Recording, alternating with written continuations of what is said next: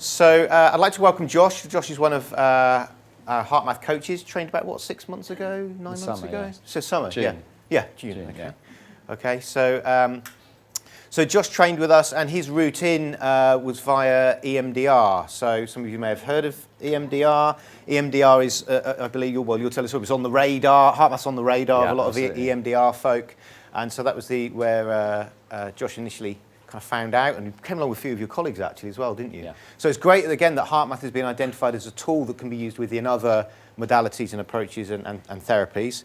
And Josh has become quite passionate about Heartmath. He's been using it in his work, which is what he's going to tell you about. So just by way of a brief introduction, so Josh spent 2 years training as an addictions and systemic family counsellor and qualified in 2011.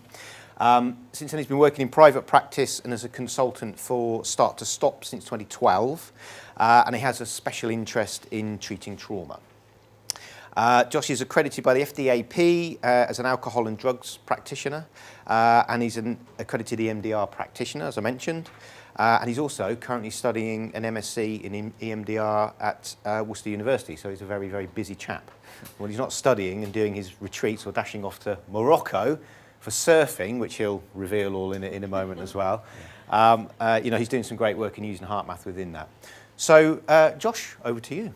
Thank you. Thanks, Gavin. And wow, what great turnout for a Sunday morning. Very impressed. So first of all, before I get stuck in, I just wanted to have a look around and see how many of you are in clinical practice? Yeah. And how many of you are actually using Heartmath in your clinical practice in a sort of one-to-one or group basis? Okay, so there's a fair few of you. Okay, great, that's good to know. Just want to get sort of the feel of the room.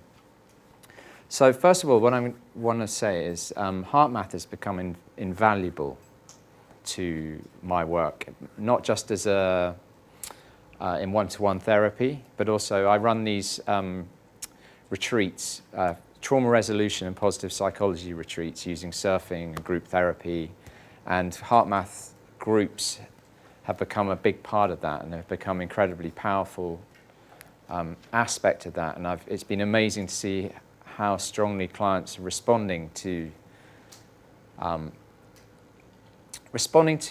how they now believe they have the ability to change the way they feel. A real sense of agency, a sense of free will. And when you're working with trauma and depression, that's really two of the main things that clients report, is that they've lost their ability to make a difference. Make a difference to themselves or anything else, this sense of helplessness and being self-defective. So I'm using Heartmath in pretty much everything I do now, but I'm not using it as just Heartmath. So I want to show you on the screen before I go any further. This is an example of someone from this week. I've cut off their name, even though you wouldn't be able to identify who they are, just good clinical practice. But I wanted to show you, this is from the 22nd of January.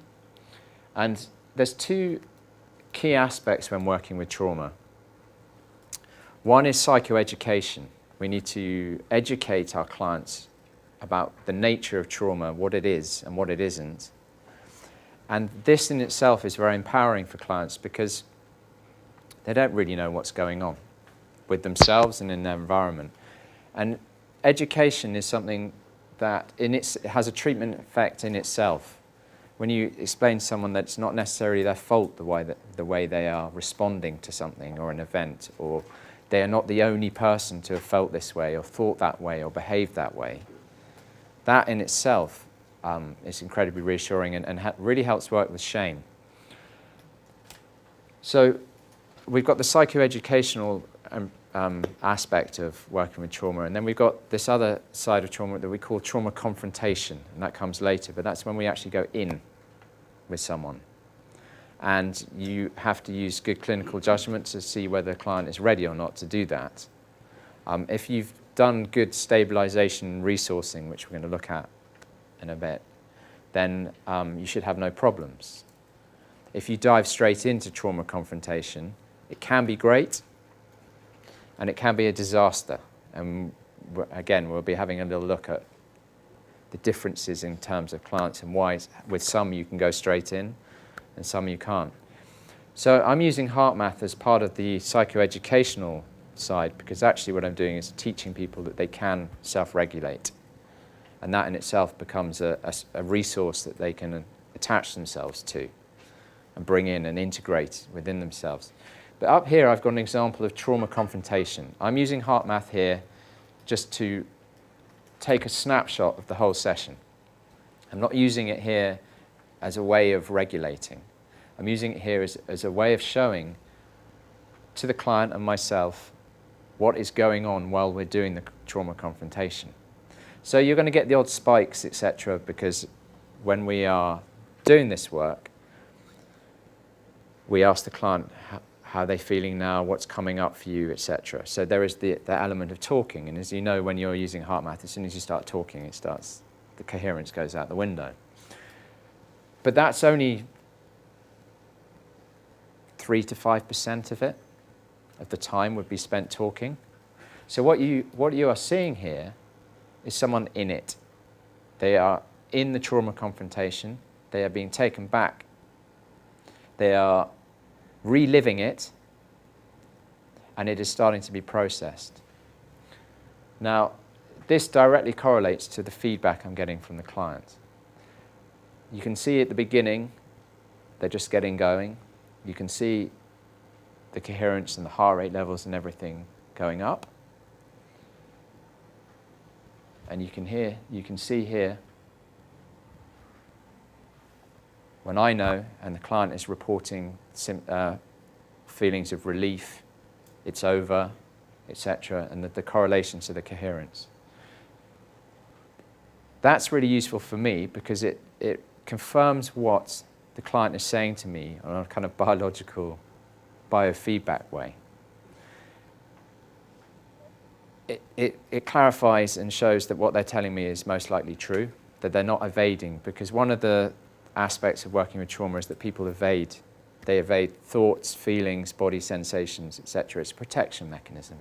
It's a necessary feature. It's not a bad thing.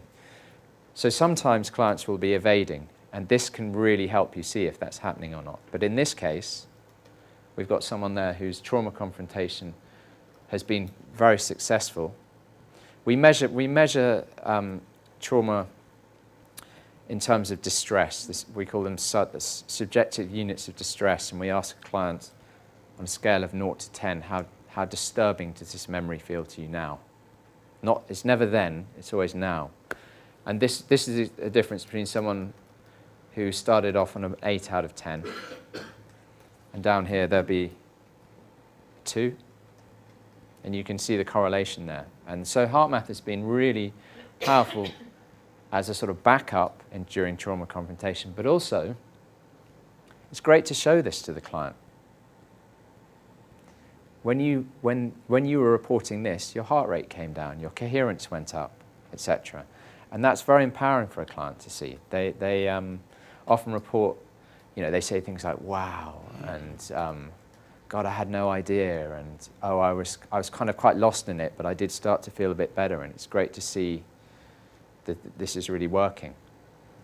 So I thought that would just be a little introduction for you, just to see kind of how it can be used in clinical practice in a slightly different way. Remarkable, really. If you look at the average heart rate for the bit where they're in it, Yeah. it's like 80. Is that 80 or so? Yeah, 80 or so. Yeah. Maybe 85. And it's dropped down to 65. Yeah. When they're out of it. So When that in itself. And for us, that would be as a clinician, as a sign that maybe it's been processed now. Is that the first time? The first part. Is that the first time you did the recall with them, or is it with David? You've done that several times over. This is the first in this particular example. That's the first time. So they're 8 out of 10 in that Yeah. bit there, and then you can see when you said they dropped to a 2. That's But after they've recalled it, and then they're reflecting back. Yeah, absolutely. How it feels to them at the moment, at that time. In that moment. Yeah, absolutely. And that's where you're processing. Yeah, so I haven't gone into the mechanisms of the trauma confrontation deliberately, because we haven't got time for that. But I just wanted, to answer your question, that is during what we call the bilateral stimulation phase of EMDR. But this isn't an EMDR talk. This is a Heartmath talk. And I wanted to just let you know that that is the trauma confrontation stage. And we can see quite literally in terms of coherence, heart rate, etc., on the screen when they are getting better. Yes? So do you then do this again another time, get them to go back into the trauma and test it? Oh, absolutely. There's whole protocols for that, and we go through different series of events depending on the nature of the client, etc. But I just thought that was a really great example of using Heartmath in a very different way to, just resilience building. Yeah. Yes. So do you have this sensor on them for the entire session that they're with you, or just the trauma confrontation? Right. Just the trauma, unless I'm also doing standard heart lock-ins, etc., as part of the stabilisation and resourcing stage. But we're going to come to that. Mm-hmm. So I just wanted to start off by showing you that, and I think what's really important though is when we're working with trauma, some of you are going to come across clients who are deeply traumatized, and they're probably not aware of it, and you're not aware of it, and you need to be able to see the signs, because some of you are going to be able to work with that, and some of you are going to have to do an onward referral. Just the nature of the work. I have to do many onward referrals because other details come up, and it's not appropriate for me to work with that client anymore, etc. So I thought, first of all, trauma is such a, this is what I thought I'd do. What is trauma? Write it on the board. What is trauma? Because it's one of these words that people throw around all the time now. Some people are traumatized because they've got a paper cut, and they say, oh, it's really traumatic. But I'm not trying to be flippant, but I think it's really important to get our terms right. Yeah. Threat to survival that you don't have the resources to deal with at the time. Okay. A threat to survival. Yeah.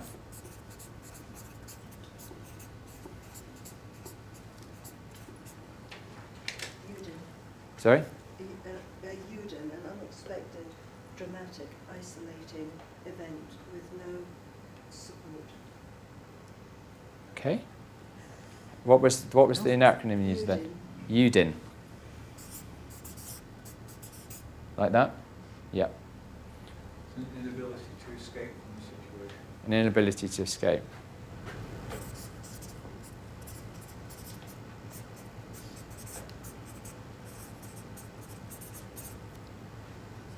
Yeah. Usually trauma is in the mind, that they can actually be not in the position of the traumatic event, but they actually relive it in their mind. A reliving. And then have all the physiology. Yeah. So would it be fair to say reliving of a negative event? Yes. Yeah. Because, yeah. Heightened sensitivity to events that seem similar or seem to pose that same sort of level of threat. Okay. So we can keep going. Can you already see how we've got many different ideas about what trauma is? So I'm not going to be talking about trauma. I'm going to be talking about PTSD, post-traumatic stress disorder, and developmental trauma, because this is our only real way of clarifying that. And I've taken from... Is this a special... You have to... I've taken from the Heartmath slides here, just put it in here. This is basically ties into all trauma recovery.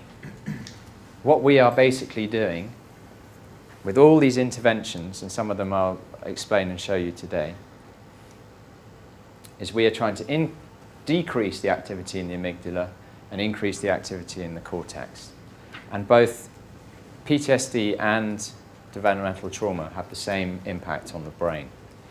And so I just want you to have this in mind all the time, that the incoherent state and the coherent state is basically before and after the trauma confrontation.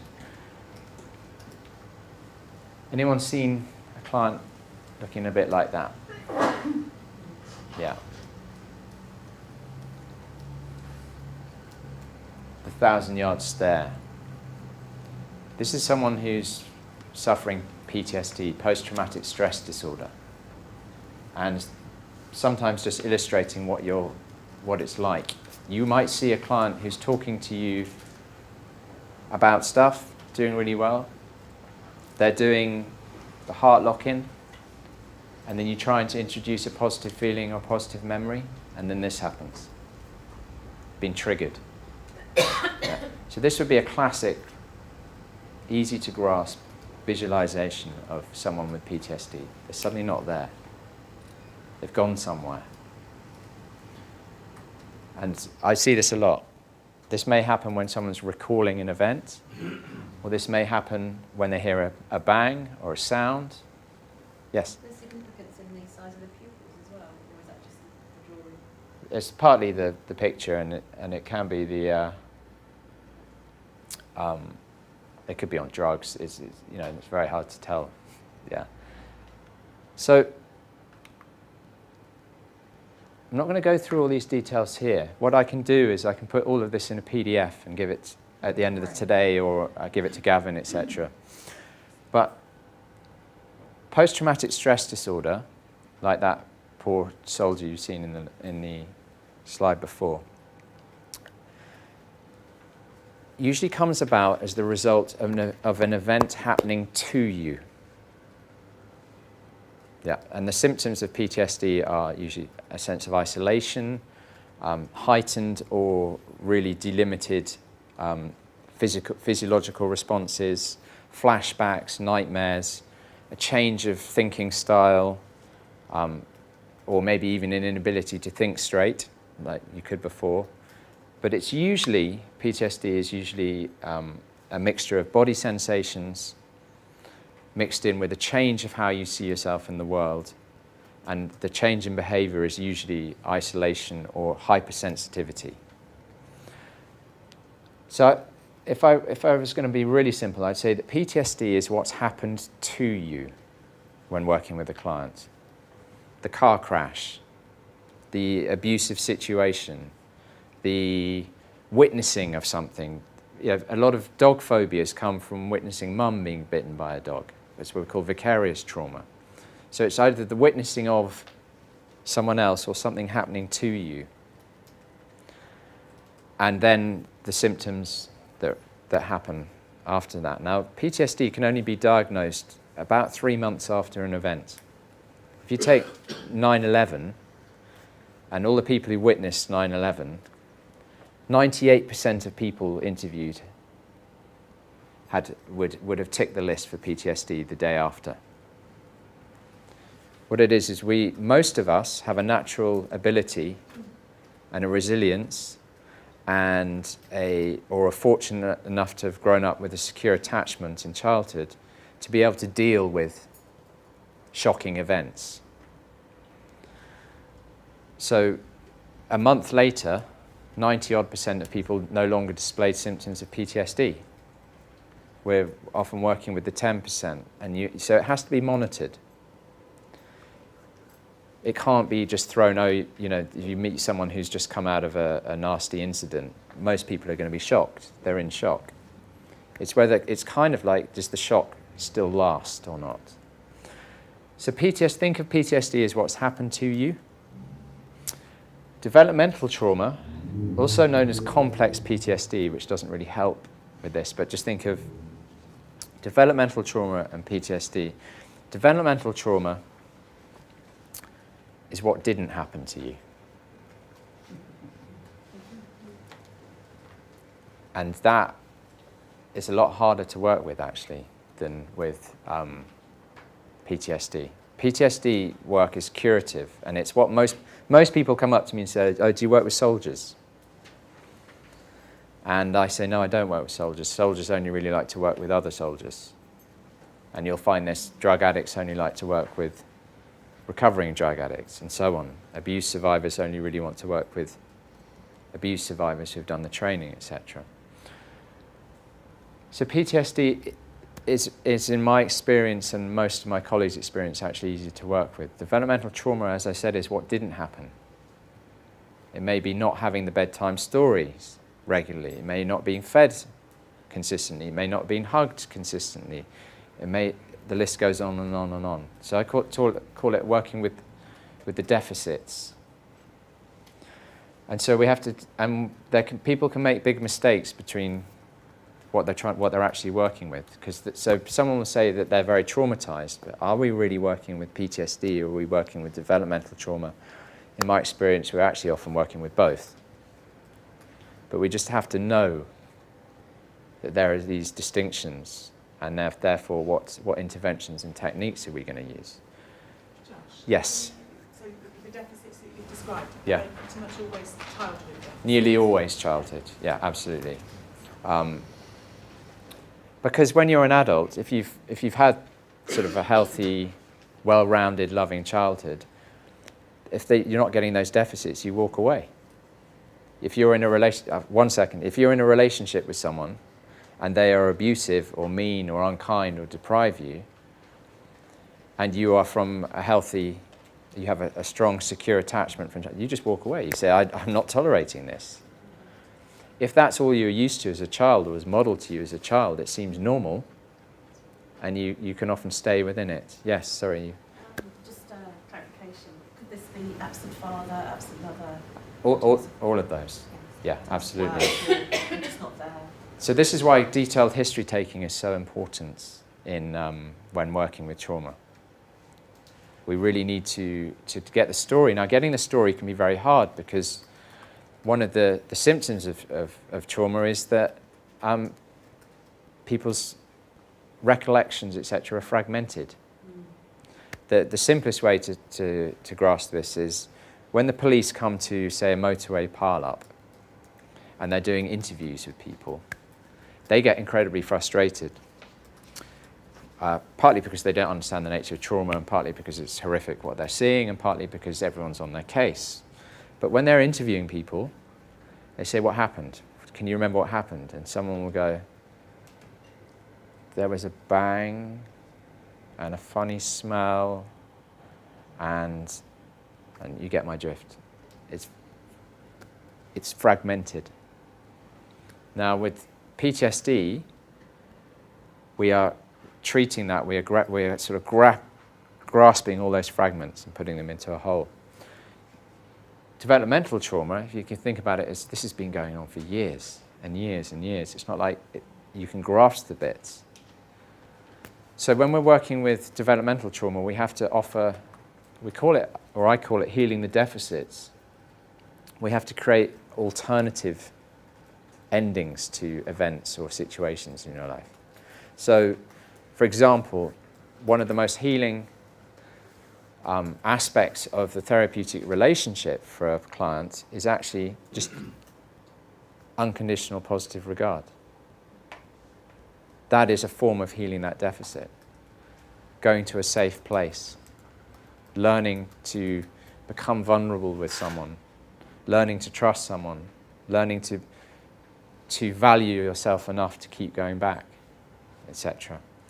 Group therapy is incredibly important working with developmental trauma because we can actually create alternative endings of situations.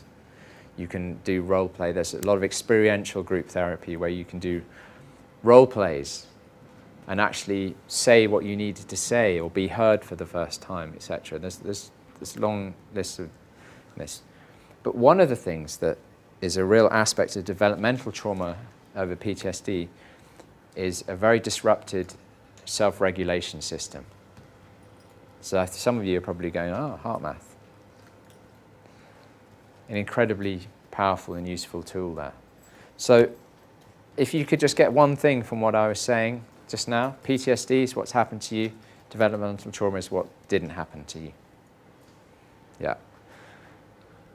And I'm sure there's going to be lots of you in here are going to be thinking of all sorts of ways that you could integrate Heartmath that I haven't experienced or come across yet. And I think that would be a great thing if we maybe could start noting them down and we could put them on the board or discuss them later. And I think it'd be very important that we do a Q&A as well at the end of this, because I find personally that I get more out of Q&As than anything else in talks, because it sort of pulls things together for me.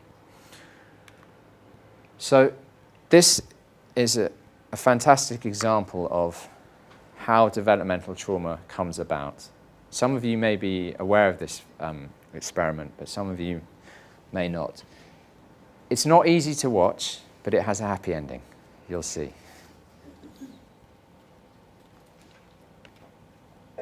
Babies this young are extremely responsive to the emotions and the reactivity and the social interaction that they get from the world around them. This is something that we started studying 30, 40 years ago, when people didn't think that infants could engage in social interaction. In the still face experiment, what the mother did was she sits down and she's playing with her baby, who's about a year of age. Oh, my girl. Oh. And she gives a greeting to the baby gives a greeting back to her. Yeah. This baby starts pointing at different places in the world, and the mother's trying to engage her and play with her. They're working to coordinate their emotions and their intentions, what they want to do in the world. And that's really what the baby is used to. And then we ask the mother to not respond to the baby. The baby very quickly picks up on this. And then she uses all of her abilities to try and get the mother back. She smiles at the mother. She points because she's used to the mother looking where she points. Yeah. The baby puts both hands up in front of her and says, "What's happening here?" She makes that screechy sound at the mother, like, "Come on, why aren't we doing this?" Even in this 2 minutes, when they don't get the normal reaction, they react with negative emotions, they turn away, they feel the stress of it, they actually may lose control of their posture because of the stress that they're experiencing. Okay. I'm here. And what are you doing? Oh, yes. Oh, what a good girl. It's a little like the good, the bad, and the ugly. The good is that normal stuff. So you saw how quickly, when I said it's a happy ending, you saw how quickly the attunement came back. What about those babies whose mothers are endlessly on their phones? Well, it would depend what they're doing on their phones. Are they They're looking up stuff for their baby, or are they no, they're distracted? talking to their mates. Well, I'm sure. I mean, Just yeah. What I wanted to show you there is, now imagine, you saw what happened there. Now imagine a child where they have an alcoholic mother who does their best to be there when they can, but when they're drunk, they can't be there. Or same with the father. But you can see how that is what we call it. That would be how developmental trauma comes about. The inconsistency and how the deregulation starts. Because what actually happens in children like that, when they get to about 18 months, is they stop relying on the attachment. And in the really early attachment experiments, what they used to do is, with an 12 to 18-month-year-old child, they'd leave them on the floor, and mum would leave the room. And then the child would cry. And they used to think, oh, well, this is not a very independent child. Actually, that's the child with the secure attachment.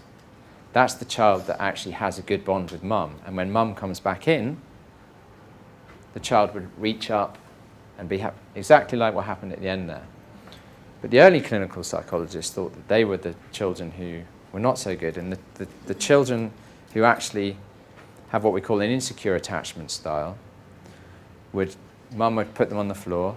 They would look up, get back, play with their toys or something. Mum would walk out, come back. Mum would come back in, and they'd sort of look up, and then get back on doing what they're doing. Now, the early Freudians, etc., thought, oh, well, look at these mature children.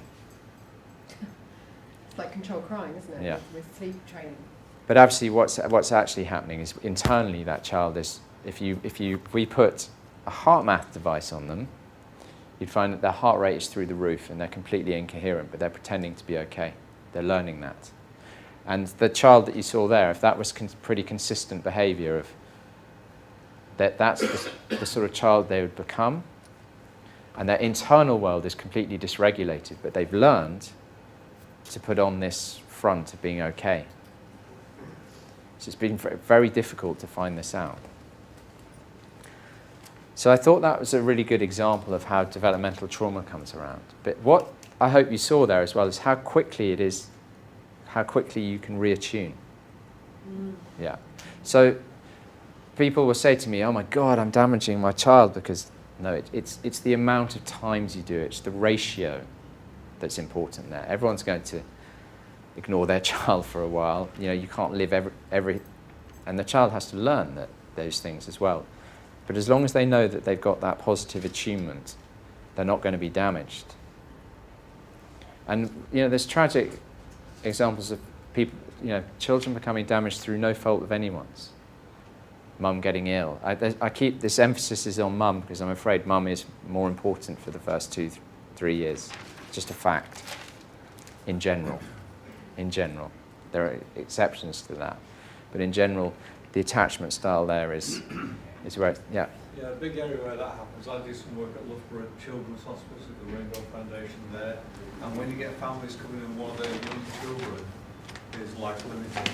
And they've got siblings, and siblings completely ignored. Yeah. All the focus is on the siblings. it's very difficult. I see this time and time again, and then the parents feel very guilty because they realise that they haven't taken the healthy child to play on a play date or to the park or anything like that, and they often become very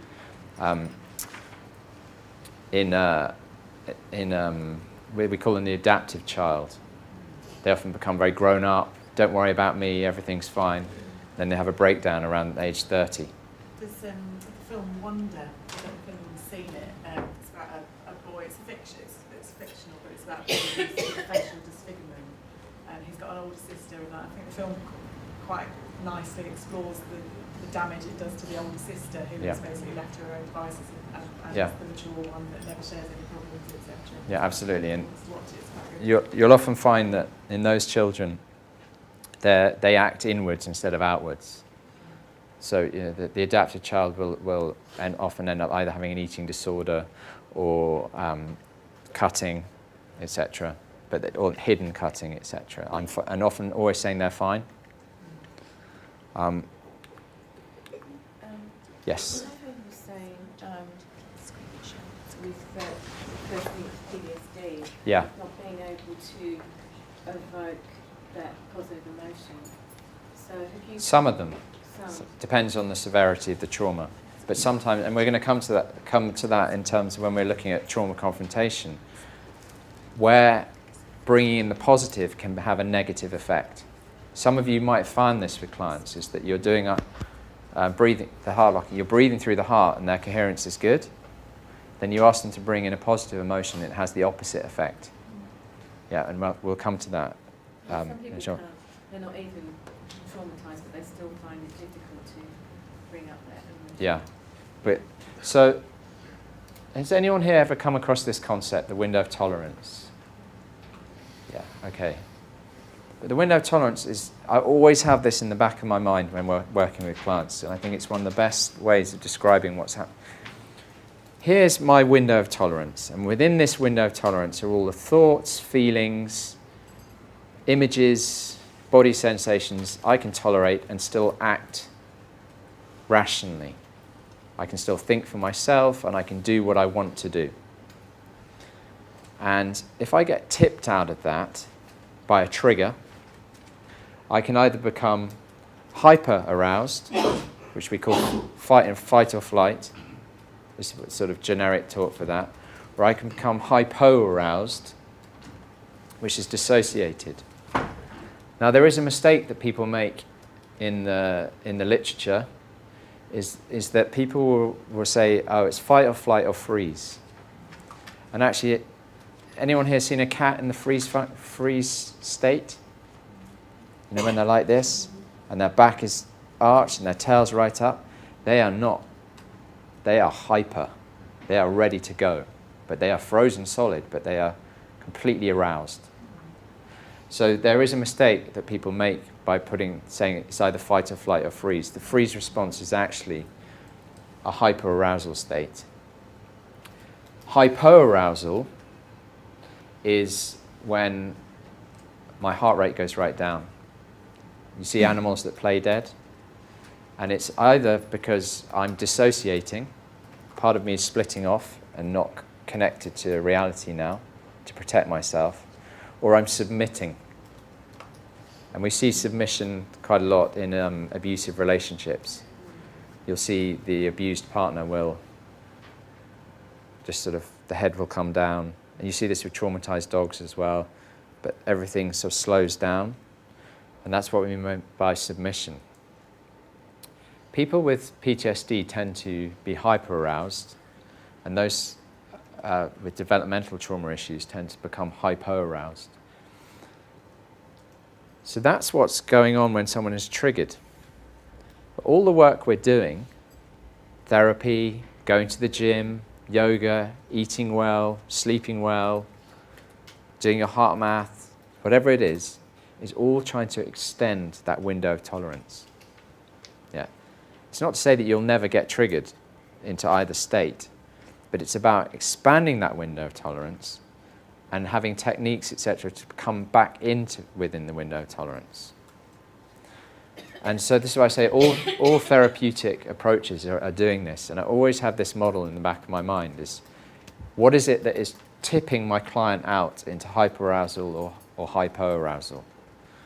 And often you just have to ask them, what happened there, if it's happening in the session, or what's going on at home, or what's going on at work, etc. And clients often can answer and actually know what's going on. They've just never had the opportunity to tell anyone. So that in itself is very liberating for clients. But so when you are doing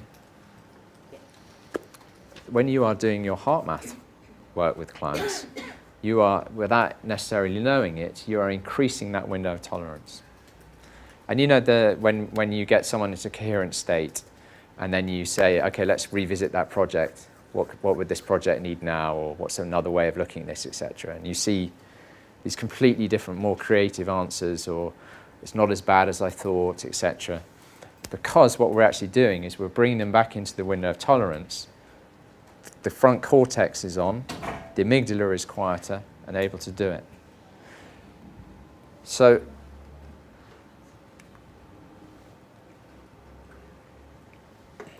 I mentioned dissociation just now. This is another model. It's called the structural dissociation model. It's basically saying that if you have what we call type 1 trauma, simple PTSD, it's usually you actually have a pretty good life, you actually have had a pretty good childhood, and that car crash you were in, it's usually nearly always RTAs, we call them, road traffic accidents. I've never had anyone refer to me for an RTA, but it seems to be what we all study all the time. I think it's partly the nature of the clients that I work with are much more complex. But what this model looks at is it says we have our adult part, which they call your ANP, which actually stands for apparently normal personality, but just think of it as your adult part. And then this emotional part splits off. So the emotional part is whenever you see a red car, you're triggered because that's what you crashed into, or you get a certain smell, etc. And when that emotional part is triggered, you're out of your window of tolerance and you're not in your adult anymore. It's another way of looking at being in that optimal zone. Now, if you have many traumatic incidents, it's quite possible that you have many of these different emotional parts, and we have to identify them. if you are severely traumatized due to a mixture of highly impactful outside events plus all the developmental trauma, your adult can actually be split.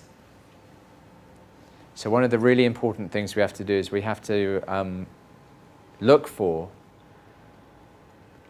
and identify levels of dissociation. Now there's a scale that you can use called the DES scale, the Dissociative Experience Scale. And this is very useful because it's incredibly rare to get to this type 3.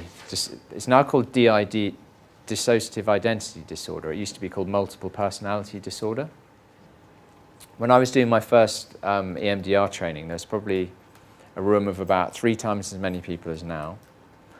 And the trainer said, one of you in this room might come across this once in your whole career. But it's important you all know about it because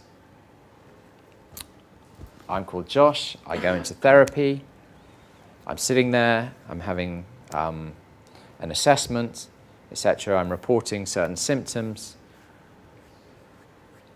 And then you start working with me, and up pops Paul. Paul was a part of me that had split off to protect me from an abusive uncle, say. And then it's possible for this to keep going like that, and we don't know who we're working with, and the client doesn't know who you're working with, and then becomes terrified. So we have to be able to have tools to be able to identify that. And so what we have to do is we have to refer to a psychiatrist to see whether it's appropriate and safe to keep working with this or not. Now, in my very early training, I was shadowing someone. I was working with them as an assistant, shadowing them, and I experienced this very early on. I wasn't doing the work, I was observing the work happen, but someone we were working with had father had just died. And when their father died, their anorexia had been re-triggered after 20 years of good recovery for that eating disorder. And it turned out that her father had sex with her 3 times a week from the age of 8 to 18. And she had survived by dissociating and always focusing on a screw or some kind of fitting on the wall. And that was her way of protecting herself and getting through this. Thing is, she loved her dad at the same time. And she loved her dad because her dad wasn't always that person. And something that we have to acknowledge is that the attachment to a parent overrides everything. Because otherwise a child can't cope. A child would have a breakdown. So the attachment to the parent overrides everything. Now, I saw in this person someone else come out of doing the work. When we were doing I wasn't doing the work, I was witnessing the trauma confrontation work. Now, this client wasn't called Lucy, but someone called Lucy came out. And in that moment, I understood exorcisms and I understood what was going on in the past. I said, okay, this is what is going on here. A dissociative protection.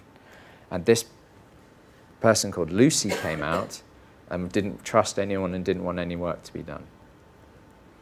So I think, again, it's incredibly unlikely that any of you are ever going to come across it, but just by knowing it now, you have that extra tool of shutting down the session, calming that client down, and suggesting that they see a psychiatrist or refer on to a clinical psychologist, etc.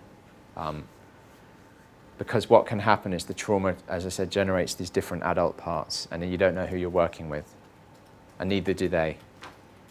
So very, very, can be very distressing for both of you.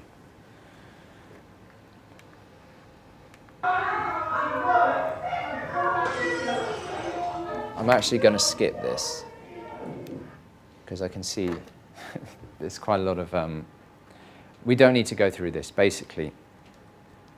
This is an animation that just shows or illustrates, and if those of you want to look it up, but this is what we call ACEs, Adverse Childhood Experiences.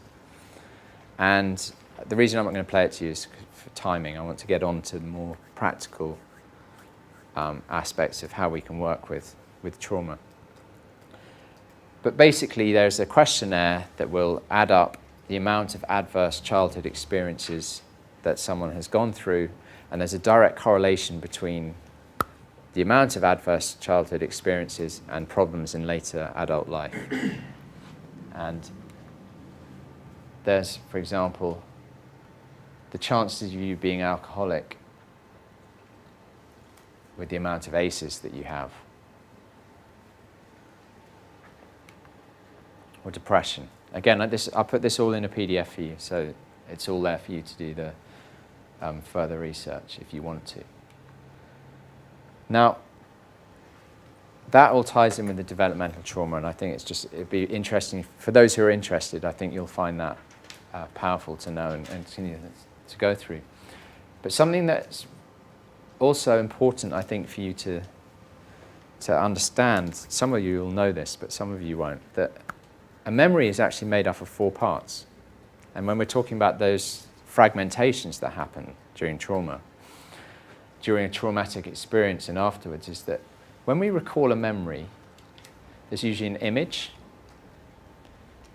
a judgment or thought that goes with that, an emotional response to it due to the thinking, and a kind of physical sensation. So we know that when a traumatic memory is processed, all of those things come together and can all be described. When we know that a memory is traumatic, when these are all split out and someone can maybe only identify one part and not the other part. So when we're working with traumatic memories, we're bringing all these things together into an integrated whole. And so one way that we can know is a memory is traumatic versus one that isn't, is someone might say, when I connect with that period of my life or that incident, I can't really see much now, but I know that I'm a bad person. So there's the thinking there, but not any of the other parts. Or they may say, when I connect to that memory now, I feel sick and I can't connect to any other parts of it. I often say to clients that imagine a traumatic memory is like having something here. And wherever you look, it's directly in front of you. And you can do 2 things. You can turn away and do that all the time, so your life is slightly hindered. Or you do that, or you can look at it and keep doing that. And when we are working with trauma, successful trauma treatment is doing that.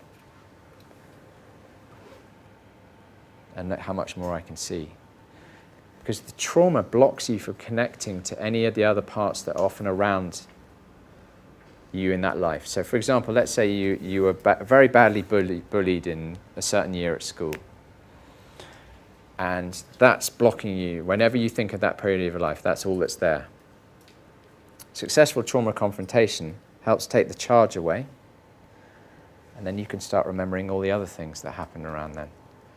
Like the art teacher was really nice to you, and actually you went on a really nice holiday, and your football team won, and so on, but because it's all blocked. And that block could be one of these parts that's really up in your face and not integrated with the others. And I found that really useful when I first started working with trauma as well, to know what's going on in a client. So what I've really been doing so far is hopefully giving you some information about the nature of trauma and what you would be dealing with before we get into how we treat trauma.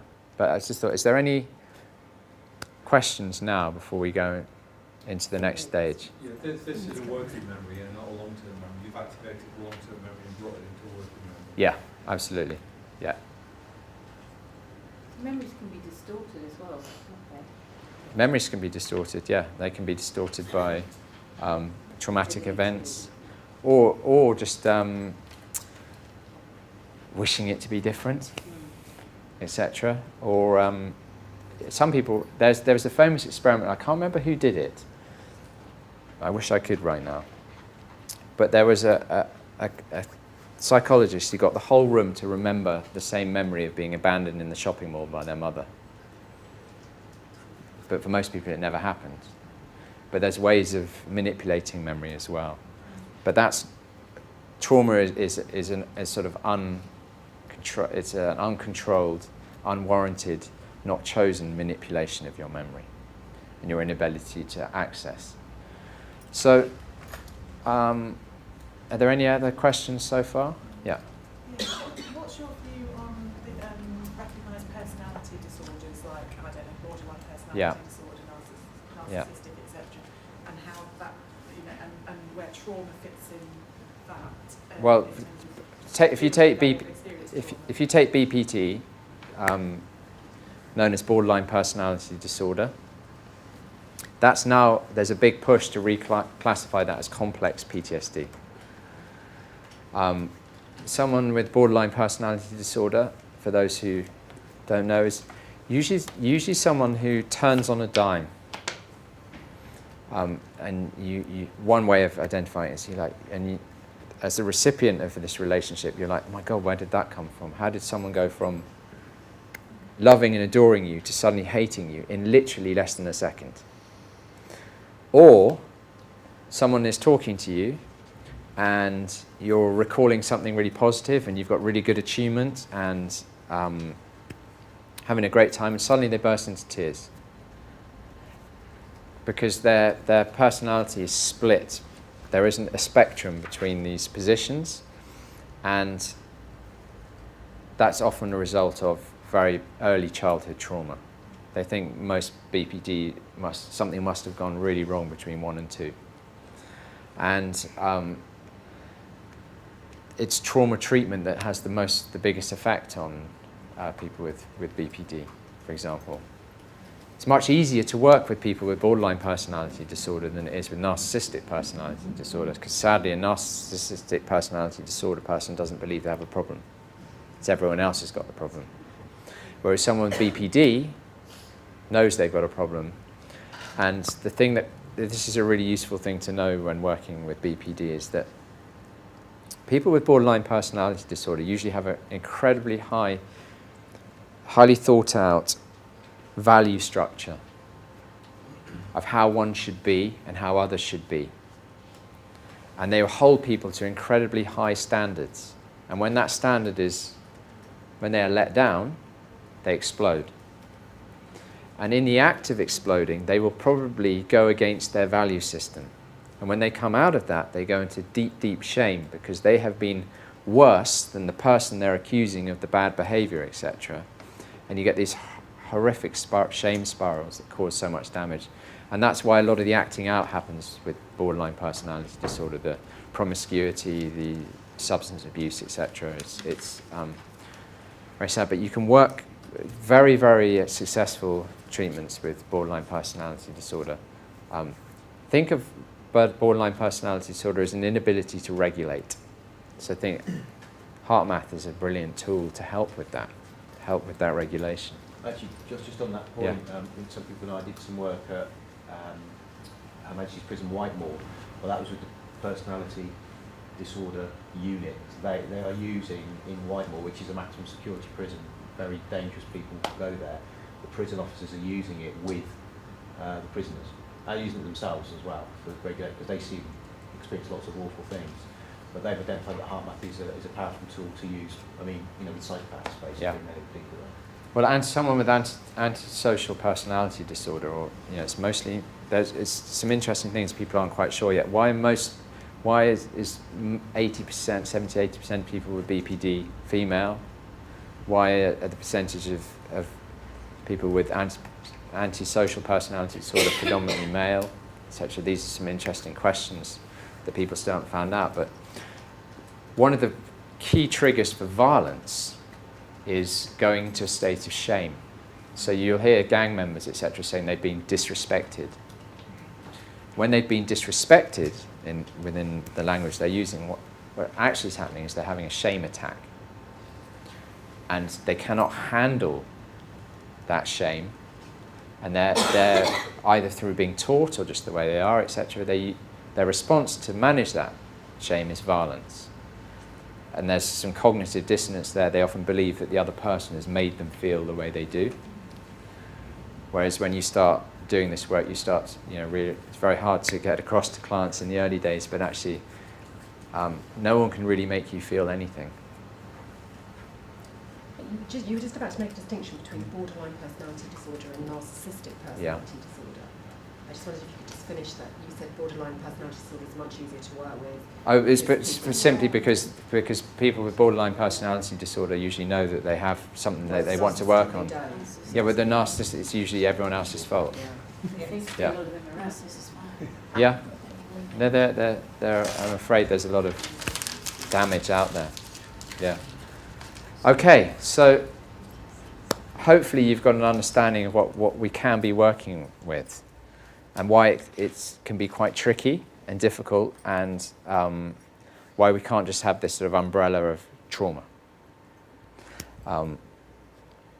So what I want to do now is just to show you how we start working with trauma.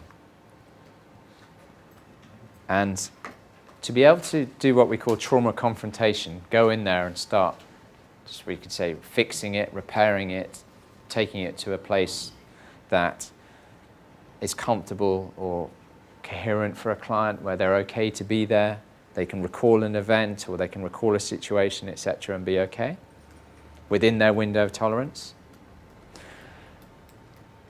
We need to have 3 things in place. So someone who's come in from the road traffic accident and that's all their only issue, they will most probably have these 3 things in place anyway.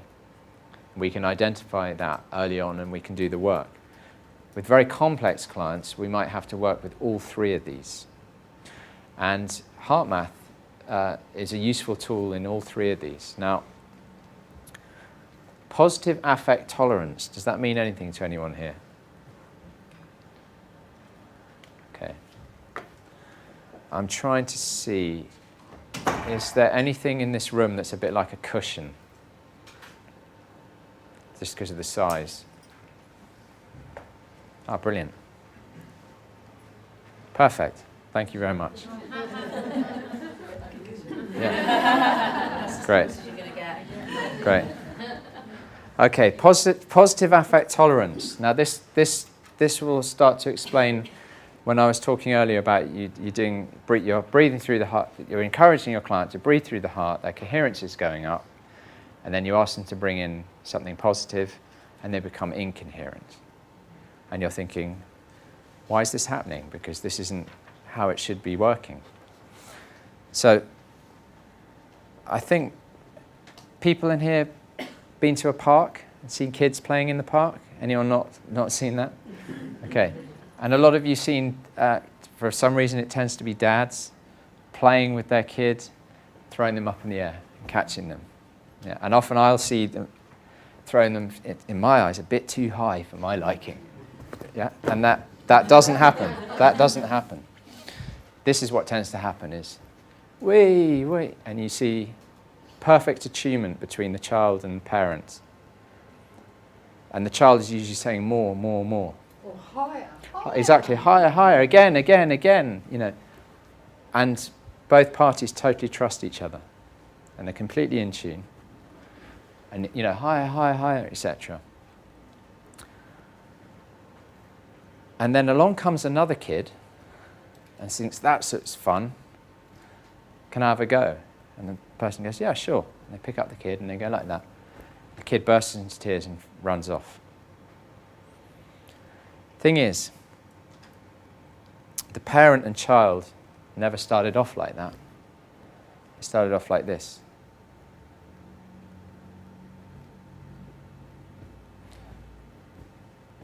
A tolerance has to be built to actually tolerate positive affect as much as negative affect. And if you've never had that,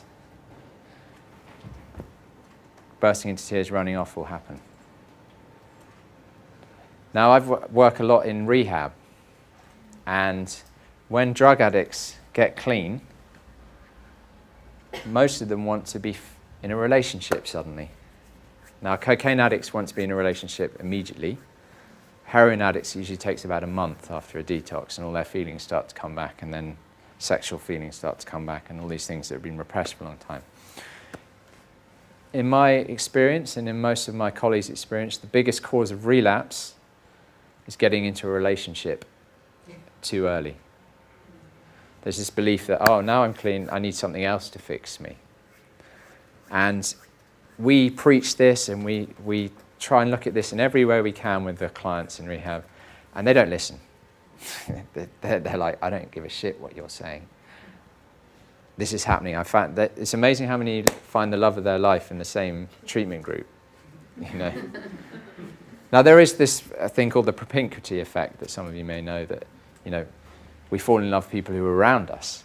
You know, it's no coincidence, you know, that people find the great love of their life in the same apartment block.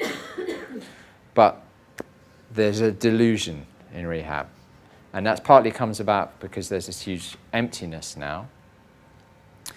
But also what tends to happen that causes the relapse is, remember this, two people get together and they're really having a great time. And then one of them slips. They don't see it that way. They take a risk and they say, I love you. That happens and they run. The other party runs. And when they come down from that running, they go, that's the thing I've craved and wanted more than anything else in my life. I never had it as a child. I never had it in my active addiction. That's what I want, yet that's how I respond to it. I must be a bad person. Because they haven't developed the positive affect tolerance. So we need to make sure when we're working with clients that they have that in place. And there are many interventions that we can do with that. So even asking, how much positive affect can you tolerate? Can you accept praise, compliments, being liked and loved? You can try just offering a very gentle compliment to someone and see how they respond. Someone of high esteem and has good positive affect tolerance will say thank you. Someone with low positive affect tolerance will change the subject immediately. So we ask our clients, can you tolerate positive feelings? Now this is a nice little exercise. Anyone want to volunteer? Really quick. Yeah? Okay. Who, sorry, I missed. Okay, yeah. Can you name me a positive feeling you had in the last hour? Love. When we were doing heart locking. Yeah, love. And in the last day? Appreciation. Yeah, and everything in my life. And the last week? A positive feeling you had in the last week? Gratitude. For what? Just for all the opportunities and my son. For my son, exactly. Yeah. Always try and get a concrete example to match with things. And yeah, so last month? Gratitude for my mother.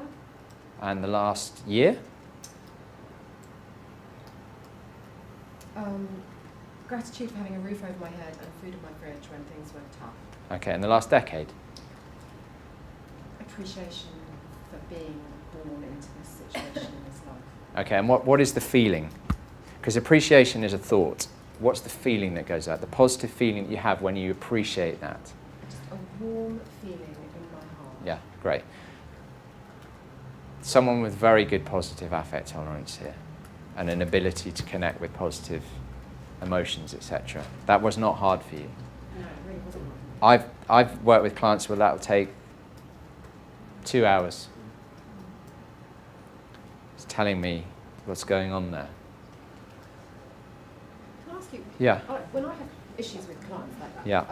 I tend to get them away from the emotion. Like when you say love, gratitude, Yeah. people often think of people in their lives, and I Yeah. think relationships are so complicated. And I feel more and more now when I go to with my Heartmath with people is nature. So I Yeah. say, imagine walking on the beach. Do you ever go for a walk? Do you ever look at a tree? Is there a particular scene or vista? And I just find that's an incredibly safe place to start. Do you do the same with that? All the time. And I was somewhere really awful the other day, like a horrible shopping centre. It was so ugly, and I thought, imagine living here. How would you be able to get those memories? And then I just looked up while I was thinking, and I looked at the sky. Yeah. And I thought, no matter where you are, the sky is always beautiful. Absolutely. Do you Yeah, all the time. Yeah, no, we're going to be coming in the resourcing and stabilisation section. Absolutely. But But you all saw how easy that was to do then. And you'll have different gradations of that. But that's a really useful tool in learning just where's someone at with that. Now, in my experience, most clients can name negative emotions.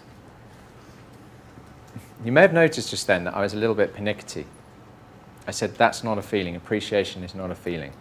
It's a thought. And there's an emotion that's generated by that thought. And so, you know, when I'm working with clients will tell me things like, I feel stupid, or I feel dumb, or I feel fat. These are the sort of main ones. And none of those are feelings. They're thoughts. And as a clinician, it's very hard and very important to mirror the opposite of that. To mirror talking about feelings and identifying feelings as actual feelings and those things that are thoughts. Can I Yeah. say you're doing that? Because she used the word warm, so she's in a particular channel, isn't she? Yeah. How are you mirroring that? No, I just need to mirror all the time. So I don't say things like, I feel like an idiot. Because this is why it's so important to get the distinction between thoughts and feelings. One really important way is to do with communication and relationships, particularly intimate relationships. When I tell you I feel stupid, which isn't a feeling, I don't have this awareness that we're talking about right now. The recipient of that hears that and makes up a feeling that they believe you're feeling.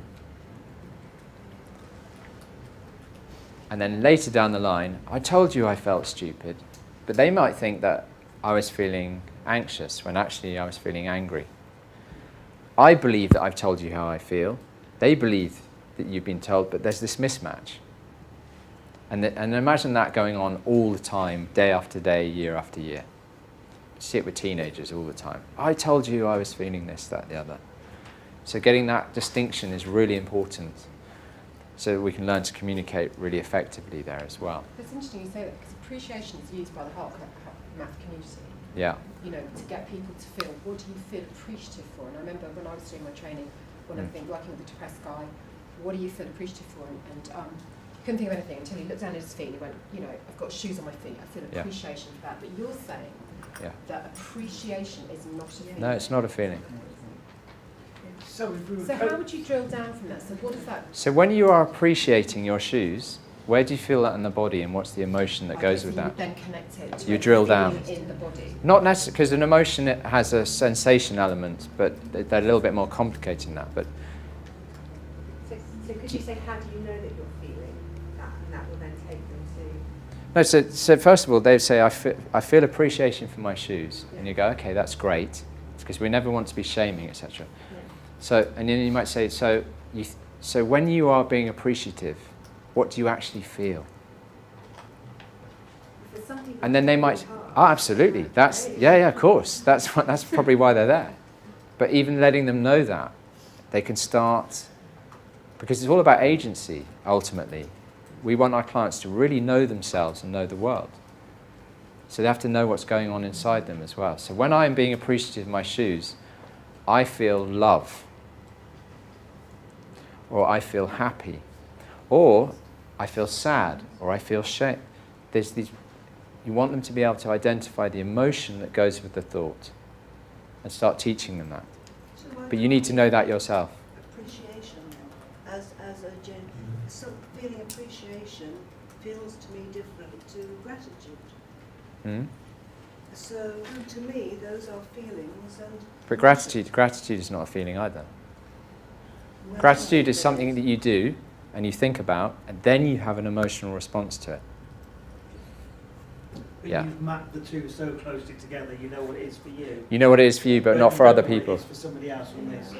So if somebody hasn't got... Does it matter if I don't know exactly what it means to them?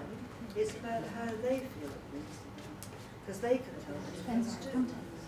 Well, a lot of them can't. See, this is one of the things. This is one of the things where it depends on the context. But you're absolutely right when you're saying, Gavin. Yeah, okay. So what I'll do is we'll take a break when we finish going through the positive affect, and then we'll go on to the other two. So this is really interesting. Most clients can name negative emotions: shame, anger, anxiety, fear, sadness, and so on. Most clinicians can't name positive emotions, let alone clients, and it's something we have to learn. You know, and I often say this to do it here. What's great is because we're in the group, we should cover them. But can you name me positive emotions? Or, yeah. Or, it's a very difficult one to work with, that one. Joy. Joy, quite vague, but yes. You know, they are vaguer. More vague. Excitement. Passion. Excitement can be, but you can be very excited in a negative way as well, because you'd be hyper aroused. Yeah. It's the knife edge, isn't it? Yeah. You can be excited, nervous, Yeah. excited. So that's a grey area. Yeah. Love. Love. Yeah. Bliss. Bliss. Great. Most people don't remember that one. Contentment. Contentment. Yeah. So light.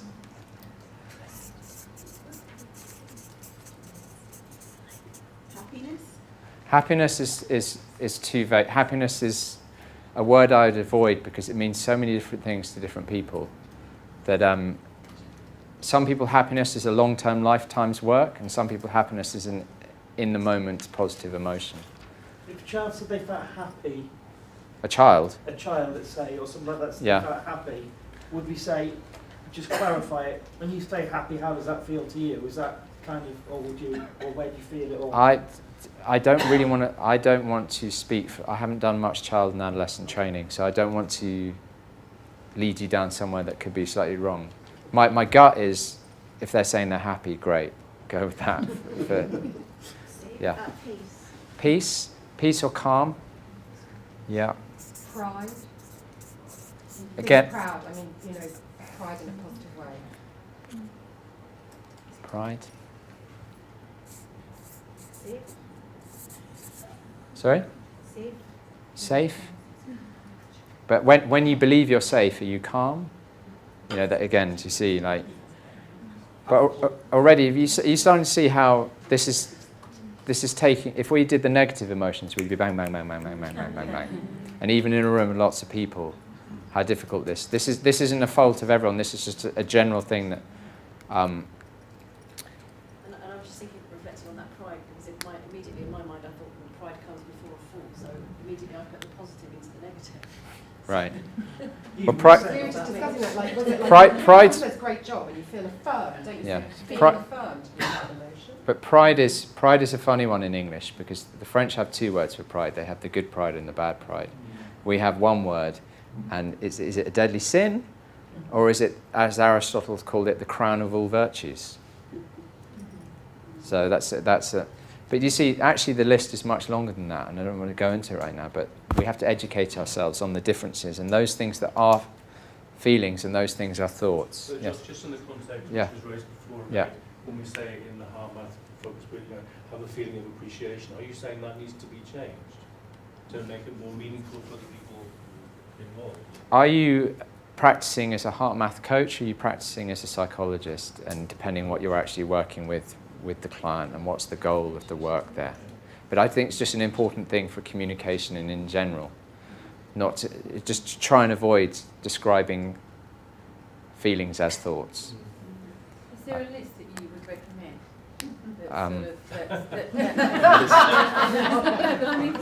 Okay, so for positive emotions, look up Barbara Fredrickson's work. Barbara Fredrickson. And I've finished on this, Gavin, I promise you, and then we'll have the break. The difference between negative and positive emotions in terms of what they do for you.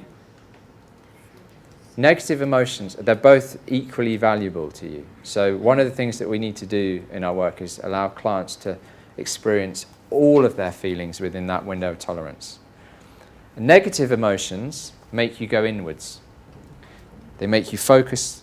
Usually your whole body language goes in, and you focus usually on one thing, paying a tax It's January, tax is coming up, for example. That's causing anxiety. You're feeling the anxiety right there, and all your focus has to go in on doing and completing that task. Anger, etc., I need to clump that person. Whatever it is that's coming up, usually it's a singular thing that needs doing, and the energy goes inwards. Negative emotions get specific things done, as long as you're within that window of tolerance. If you're tipped out of it, you freeze, or you get into fight or flight, or you dissociate, etc. But within that window of tolerance, the negative emotions get very specific things done, and they're very intense because there's an immediacy to them. Positive emotions do the opposite. They open you up. They're about integration, creativity, taking in information. They're not as an immediate, and they're not as intense necessarily. So that's in one way, and we do have this thing called the negative bias, where we tend to focus more on the negative than the positive. So there's a lot of work that needs to be done. But some of the things that we can do, can you name top positive emotions? That gets a client thinking about positive emotions. They never probably even really thought about it.